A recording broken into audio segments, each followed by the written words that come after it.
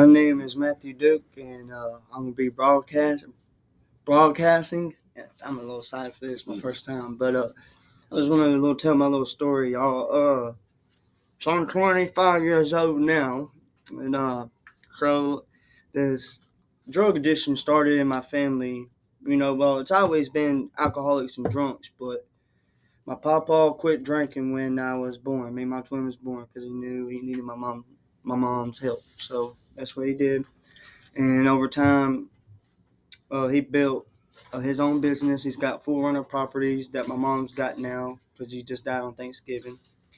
And then also, I was probably, all through middle school and elementary school, I see my mom getting beat, my dad using and all that stuff. And so when I was 13, my grandparents took custody of us, and then that's when I moved to Cheatham County. But we lived all over really through West Nashville to Jolton to Madison and Coopertown, Springfield. It bounced a while. And then, so on and so forth, mom got hooked on it. And I can't remember how old I was then. But I know for a fact I was doing it with her and my dad right out of high school. The first time you remember taking a pain pill, was that the first thing you took? Mm-hmm. What was the first thing you ever got high on in your life? To be honest with you, first thing was a tab. Tabs, damn. Lortab 7.5. 7.5, man. That was the first pill I took. Green and white speckled dots. Yeah, and then I started doing the school bus Xanaxes and the Green Monster Xanaxes. And then I started going to bigger pills. Like, I really didn't like the Xanaxes because you black out a whole lot. I really didn't like that. So I went kind of like towards Roxy's and Opanas.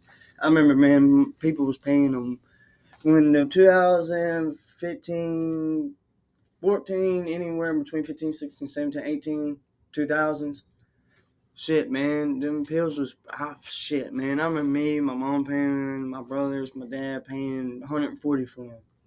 See, I started out, the pain pill was the first thing at the age of 15 for me that got me, but then I started doing Dilaudid at 17, K4 Dilaudid. Mm-hmm. Too. That's what changed the game, because right after that became prison. I mean, and then there I went. I stayed sober 12 years and got out and relapsed within 6 days. I heard there's more dope in there than there is on stuff. It is, but I don't do dope in there. Go figure that one out. I don't do drugs inside prison. I didn't even smoke a joint for the last 6 years. The first time I was in prison. Yeah, I heard you got to do some things to get them drugs sometimes. I heard something about it. He said, man, if someone obviously just walks up to you, when you go to knowing people, he said, don't think you're getting that for free. You're going to pay for it. Prison is, listen, prison is, it's not a place to be. Man or a mouse, where you going to be, man? There's no in between. My papa used to tell me that, me and my twin. Yeah. You're going to be a mouse, you're going to be a man. Stupid. I was stupid. People ask me, man, ain't you scared? Scared of what? What? They're just men, just like you. I'm gonna tell you something. There's some men in there, buddy. There's some in there that make you think twice about life.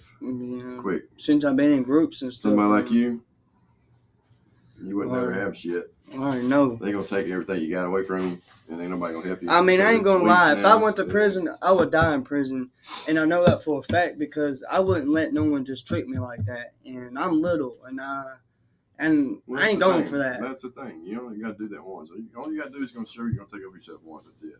After that. Yeah, but I done my stories too much stabbed-ins and shit. Once that somebody sees that you're gonna take up for yourself, they're not gonna let nobody just dog you out from that point on. Why? You earn respect. Leave them alone. Mm-hmm. But it don't always work that way because, drug addicts, man, are drug addicts. So you know how we are on the street. So just think of this confined area, and there's dope there. All right, you're going to be hounding your people, or whatever. However you get money, some kind of way. That's going to be your whole life if you're getting high. That's why. No, man. It took enough away from me on the street, but in there I wouldn't do it. But I get out. Well, I didn't do it in there. Let me say that. The first time, the second time, think it was my third time in. I did dope the whole time I was in there with my wife, who I'm with now. That's the only time I've ever done dope in prison. That was for like a 15-month period or something like that. But up to that point, I hadn't. But then I did Suboxone. That's all that's in there. Yeah, I done Suboxone on the street a few times too, because I was still getting high for that too. You know? Yeah. And my first time getting high off of weed though was I was 8. So it was me, my brother Michael, and my rest in peace, my best friend Cody. He died when we was 12 years old in a car wreck, and his older brother, you know, I was 8 years old, man. But I can't remember how old he is, but I know he was older than us. He was a teenager, you know. He thought it was funny, man, to get us high, and he put that shit on tape, you know, like with a camera, man, and I wish I could see that fucking video. But I don't know if his daddy still got it or not. But, man, that would be cool to see that video. But, yeah, man, that was crazy that night. We was laughing our asses off. Man, and the crazy thing is, me growing up, seeing my family started outside. Started with the dirt bikes, 4-wheelers, skateboards, the cars. Then went from inside to PS3s to flat screen TVs to fucking surround system, man, and shit. But God knows what else my mom and dad really had. You know, I was still young at this age, so and I never told myself I would get on drugs, you know, and I ended up doing it. And that's the crazy part, because I used to tell my mom and dad they were junkies for doing this, doing that growing up, and you know, and I understand now, and everything my mom did that I've seen growing up, I forgive her because, I mean, I did some shitty shit to her and my papa. I used to steal her shoes, her clothes, my papa's tools. I mean, I done it all. I mean, so I forgive my mom just like she forgave me, you know. I done a lot of shit. And then my papa, you know, he worked his ass off, and he got on us to us all the time, and all it broke down to is all he just wanted us to do right, be something, make something of ourselves, because he quit drinking when he was born. He did that for us, and you know I mean, just don't get me. We wasn't, you know, rich or nothing, but I mean, he took care of us, you know, and he made sure we was all right. Hell, I remember when I heard stories about when my mom was little. My papa used to go down the street picking up cans off the street, get her diapers and shit. No kidding. When she was little. But also, my mom said he always been a drunk, but he always made sure the bills was paid. He always worked. So how did pills come in your life? How did that happen? Damn. See, it all started when my dad and his buddy and my dad's buddy's wife. Well, my dad was in the back seat. His friend was driving. They was all drunk. And, well, there's this back street on back of Norfolk where I grew up at. There's a mud hole back in there.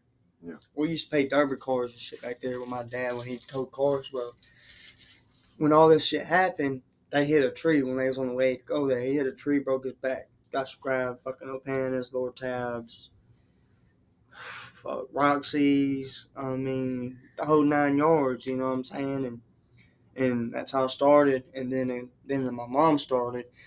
And at this time, I thought my mom I thought my mom only just done heroin. Mm-hmm. But like about a year or so, her and my dad was doing pills the whole time when he broke his back doing all that. We just didn't know. Because we were so young. Hell, we was goddamn. When my mom broke up with my dad, and this before he had they broke up after the wreck and shit. And that's like after the wreck, he got on his own business, junk cars. Mm-hmm. And he did that for a while. And with the cars he did drive, we used to go back there and play derby and shit. And then he started selling his tow truck, and the business went down. And then that's how all that shit happened too. Losing, like I said, coming from the bikes and the house shit, selling shit. And it's just seeing that shit, man, it's crazy because, I mean, I remember having several parties that we had at the house. I seen my dad stab a girl, almost hit stab my mom because my mom was like my mom was in front of her, pushing my dad like forward, like backwards, and Yeah. he went around and stabbed the girl, about to stab my mom, but he was trying to stab the girl. And to this day, my mom never told me why, but I seen that shit, man. And then my dad used to scare me and my brothers and our friends that when they would come over, man, I remember hiding up underneath the bed. My dad would act an idiot because he used to drink. Beat your mom up? Yeah, and just acting stupid, man. And we was just so scared, man. And I saw my mom, man. I was a kid. I was probably 5. Put his fingers down her throat trying to choke. Man, that shit. I was probably 5 or 6 years old. My mom was with this dude. And I don't care about people hearing it. It is what it is. And they would drink, and they would drink a lot of these alcoholics, and he used to beat her. And I saw this dude was a big dude. He was a carpenter, man. He made good money doing it, and his arms were this big. But I used to see him. I've seen him. I'm talking about beating my poor little mama. But my Aunt Judy come down there one time with a pistol. They're gonna kill him for it, and all different kind of shit. But yeah, she got out of that. I don't know. I guess I'd say 7 years old or something, probably when all that ended. I never saw it happen to her again from that point, but I'd seen it for a couple of years there. Dude named Bobby Williams. And I always swore when I was little, when I grew up, if I ever found that son of a, but I never did. Yeah. But yeah, I saw it, man. That's why that's why, man, that's one thing I don't agree with, hitting a woman. I know there's people who say whatever, a woman hits you, whatever, but I just don't see the point in hitting a woman myself. That's just how I feel about that. So, real shit. I saw it enough. Yeah. Coward, straight up. Because why are you putting your hands on a woman if you can't a man? You're scared of a man? See, my addiction started with an injury. That's how mine started. But it's the same thing. It started with pills. And then what happens? You can't get the pills anymore, so you go to what? You go to heroin. And then, the first time that I ever done heroin, I was 35 years old. And my mom was sick. We went into the hospital. And my best friend said something about getting a pill. And he was talking about Roxy's. And his name was Ryan. And this was on a Friday. And I said, well, he's still going to get them the next day. And I said, well, get me 1, 2, whatever, give him the money. Couldn't get them. Well, more than people really know. This is the first time anybody's really going to know this true story about behind this right here.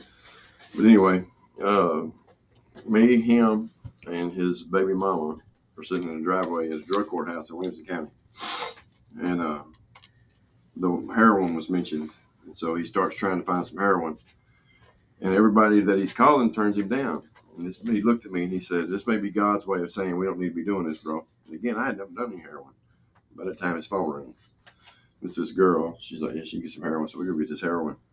And they do it. And I do, of course, way less than they do. And I'm gone. I can't hold my head up. I'm pouring sweat. He'll take me home. And he takes me home and he comes in and he's kind of like, it's almost like he's taking too much time, like he's wanting me to offer to go back with him or something. I'm thinking in my mind. So I was like, what's up, man? You want me to go back with you? And he's like, no. He said, really what he said, he's going to try to get her to give me some.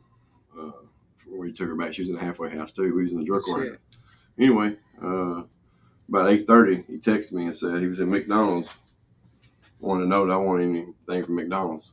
And I texted him back and said, I'm still sick, but yeah, get me something. And from that point, it's the last time anybody had in contact with him except for the dude selling the dope. He was talking about getting dope. He's at the MAPCO, Harding Place. I-65 in Harding Place right there. Right there by Hooters. That's when I came homeless because my dad was staying in that hotel through the contributor. And he was there for about 8 months. Well, they was doing a welfare check because some people snitched because it was only supposed to be my dad. Well, my dad didn't want us to be homeless. Yeah. So he took us in. And so they done the check. Well, he had a warrant out. He knew that. So when they knocked, he's like, so, and I had a warrant too at this time. Like I said, when I went on the run, that's when I went to Nashville with my dad when I was on the run. Well, I'm like, fuck. Well, they took my dad out. I told Michael, look at my said, I ain't going in, bro. I put my shoes on. I put my hoodie on. I walked out the door. And they didn't even notice I was leaving, bro. When they came, they arrested Dad, and they was like, Matthew got your warrant out too. Where's he at? He done ran, didn't he? So I done ran. I had to stay the night in the fucking woods that night. It was cold as fuck. You know, and then after that, my dad went to jail, and that next night they told Michael we got because I never came back. I ended up getting on the bus that morning because it was already late at night and the buses weren't running. So I ended up getting on the city bus, getting on down, meeting him at the bus station. Well, Michael got all shit and we met him, and then we was like, "Fuck, bro, we actually homeless. We never been homeless before. Dad's always been homeless." Well, me and Michael was like, you know, we used to had several talks, man. Me and you been through a whole lot, man. We got this. We can work. We can make it work. And we ended up making it work, man. We worked as a team. And you talking about being homeless? Yeah, I mean, it was just me and my twin. And like I said, I was homeless for 2 years. So I'm 25. I just turned 25 in September. And I got clean May, so I was 24 when I first got started, when I got clean. So, I don't think no one can truly understand what being homeless is. Shit, man. You've actually truly been homeless? No, bro. I was literally walking and literally in the rain with my feet wet, blisters on my feet, literally clothes wet, everything wet on you, bro. Living in a tent. Living in a fucking tent, bro. And he knows, man, him and Penny used to see us all the time downtown, didn't he? We was down there by ourselves, bro, just me and him. Yeah. And we was 20, till about 20. I know people still after 15 years, man. Still out there. Young, and bro, and to me, and so many older people was telling me, Michael, y'all too damn young to be out here strung out like this, being homeless, man. What do you go out west, you go out like Arizona, out there, it's who it is, it's homeless, man. It's kids, man. It's a trip because there's so many drugs. Tucson, Arizona is 45 minutes from the border. Okay, so it's shit, all the dope you want, heroin, ice. That's what it was. I went out there in 2012, but anyway. But it was kids, teenagers, man. You put up on a kid, kids 16 years old, they have gun and 2 ounces of heroin, 2 ounces of fentanyl, or 2 ounces, what fentanyl back in, it's back to our heroin. But, yeah, it's like, it's. Hell, bro, they blasted me on the news when I got probation for cheating when I got caught with that fentanyl. And I overdosed while running. And overdosing in the cop car twice that night. I had an argument twice. How much dope did they catch you with? Well, I bought a half. Half of a gram? Half of what? Half a gram. I bought a half a gram. That's how it started that night. Well, I went and got it. The girl I was with, as soon as we put it up the driveway, God messed with like, what the fuck, y'all started arguing. So I just got out the car. I was like, no, I ain't even going to do this. I ain't going to argue with you. You know what I'm saying? So I got out the car. Went to I was like, fuck, she done left. And while on the way back, I had to stop by Walmart to get my phone card because my phone was going to run out that night if I didn't get the card. Well, I left my phone card in the car. She wouldn't come back, so I was pissed. I was cussing. We was at my aunt's house. And what's so shitty about this, man, I was so selfish doing this shit, man. And my nana's laying on her deathbed, bro. Like in the same house. Like because the driveway we lived at, which is my mom owns the house now. It was down the hill, leveled out, went up the hill. So the hospice couldn't get up the driveway. Right. So my aunt lived down the street. So, we was like, me and my papa, it was just me because I just moved back home because me and the girl done broke up out of Lebanon when I was in Lebanon. Because I was on dope, fucked that relationship up, moved back. Well, Michael done met a girl and done moved out. So it was just me, and Dylan was locked up. So it was just me. So it was me and Papa, and I was working with him every day. You know what I mean? And then my nana got sick and shit. So then we ended up moving to Aunt Moose's until, sadly to say, until she passed away. And then Papa didn't want to move back up there because it was just too much for him. He kept crying and stuff. Every time he walked in, he would see her washing clothes at the wash and dry or washing dishes like he always has. Man, and while I'm fucking showing my ass, my nana is on her deathbed, and I'm so fucking high, I'm not even noticing what I'm doing, man. And so I'm in the fucking truck. Out of nowhere, I seen a cop pull up, and I got this half gram in my lap, and a piece of paper about to dump it on my phone, just a little bit with a card, just a snort. Well, I seen him, man, and I know I fucked up when I did it, to be honest with you, but I didn't care because I was like, fuck. Well, I just did it, got my star, and just went like that. I don't know how much I snorted, but they caught me with some, so obviously it was still something in the pack. Because all I did when I seen them, I went, put it in my pocket, went out, went run. And I don't even know why I did that because the cop said he wouldn't have did anything because all I did was call her a bitch. They wouldn't have done nothing because my aunt called the police because I called her a bitch. Mm. And then my uncle got up trying to fight me, so me and him about got in a fight because I was like, come on, let's go in the fucking yard, you know. And then my papa, my mom, and my stepdad, everybody around, calming me down, pushing him away, pushing me away because me and him was face to face about to be throwing hands, you know. So he was a grown dude. Yeah, he's grown. How old are you? I'm 20. I'm 25 years old, and I want to say my uncle, his knees are real bad, so I want to. And my pop, my papa was 63, so I want to say he's at least in his 50s. I say. And you know, and it's fucked up, man, and it hurts my feelings now that I'm sober. I was doing that, knowing my nana's dying, man. So I ran, overdosed while running, and overdosed again. And then I had to do 10 days. No, I'll take that back. I did do 10 days, but not right there. I did my 3 days because I had to wait for court. Well, my nana died, and while I was in jail, and I got the call my mom, you know, because I already know my nana was dying, you know, because I gave her a month to live. So when I called on that Tuesday, because I went in Sunday, and I called her Tuesday. Well, my nana died that morning, Tuesday morning. Well, Wednesday I went to court because Judge Maxey, Cheatham County, I grew up being around him, my first time being around him when I was in 4th grade, me and Michael both. Well, Michael first, actually. Then I started in 5th grade. That's when I started getting in trouble. He was the first troublemaker, my twin brother, Michael Duke. And then I started in 5th grade. So, you started getting in trouble in 5th grade? Yeah, I started getting in trouble. So he dealt with me and my twin. Well, actually, they dealt with my mom first when my mom was getting in trouble. But they threatened to take me and Michael away from her, so she quit the bullshit. Well, they've been knowing our family. Well, Judge Maxey done locked me up when I was 16 for 8 months. All right, so in 5th grade, they threatened to take you away from your mom then? No, I was. And you had a twin brother who is passed away. Right? Yeah. So my mom used to be a troublemaker. So she had us when she got pregnant at 16. She had us when she was 17.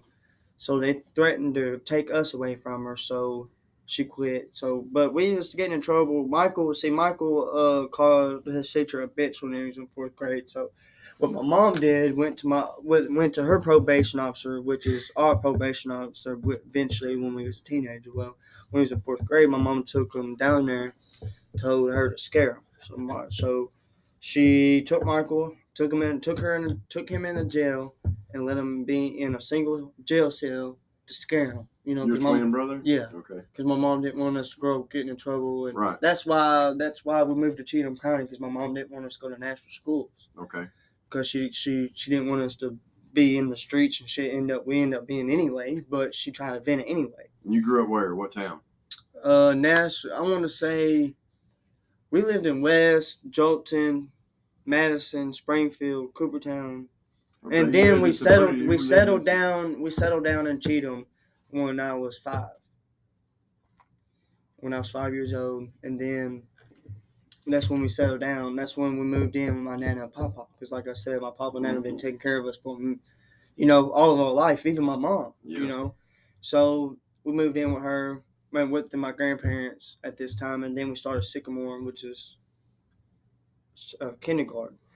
Well, and so forth. So, man. Sycamore is Cheatham County School? Yes, sir. So, I don't want to say, and obviously, back and forth, I was going to Nashville with my cousins, with my dad, and because, like I said, they split up and stuff like that. So, were they getting high in front of you? No. When was the first time you remember somebody getting high in front of you?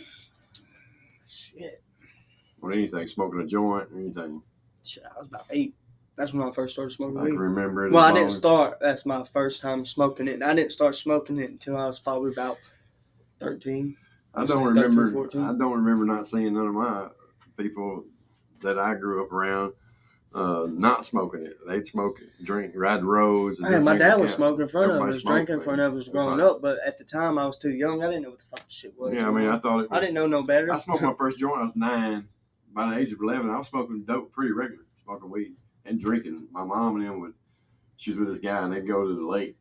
I'd stay home and drink and party. I'm like 11 years old. And, I'd already started partying then, but when I had my accident, that's when, I don't know, man, something changed inside of me. Just like I did not care about nothing no more, and did not listen to nobody. I'm talking about the age of 11. I stayed gone from my home, man, 2 or 3 nights at a time. My mom wouldn't know where I was at or nothing. I mean, age 11, bro. Got up, sitting in class one day and said, deuces. 5th grade, got up and walked out and walked home. They had me arrested for that, and then I did it again. I started really at the age of 11. I didn't even graduate neither.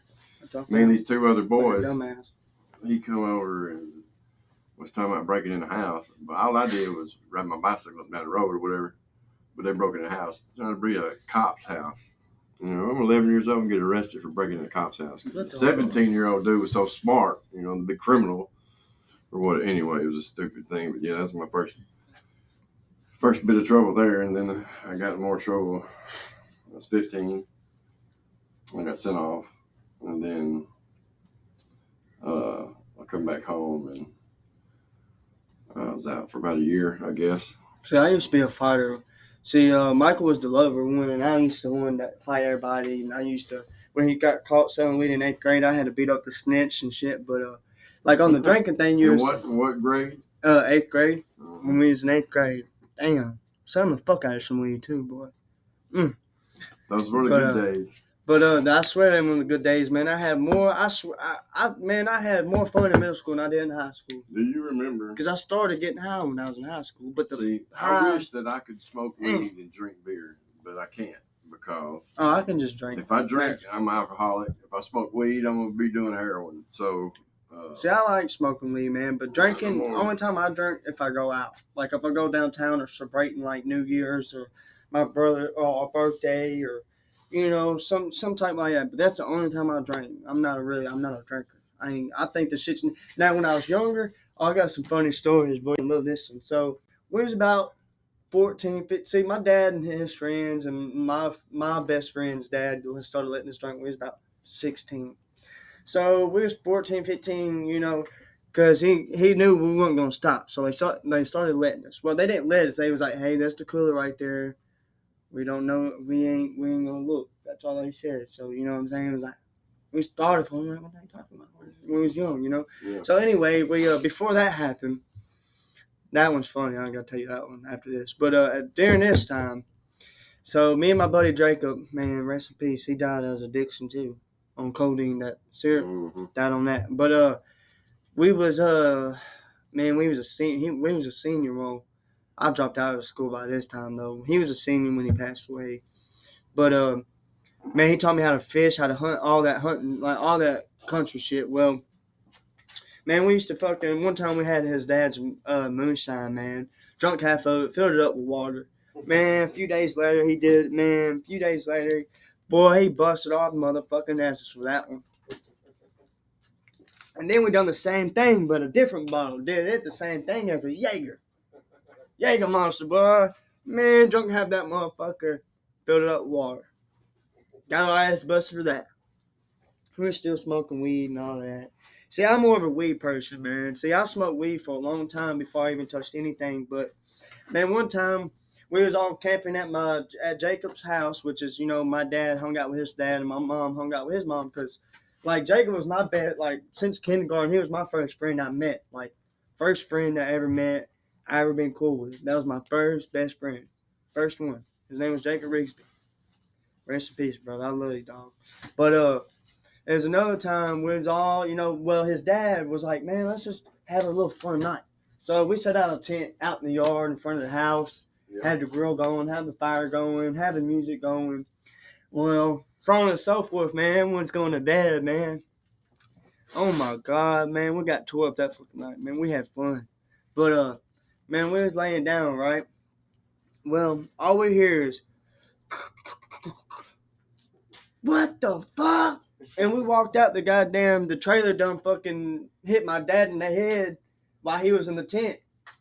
You know, the tent's here and the trailer started rolling back and hit his ass. We was like, you know, we heard the noise change rather than, you know, how through the gravel if you're moving it with a truck.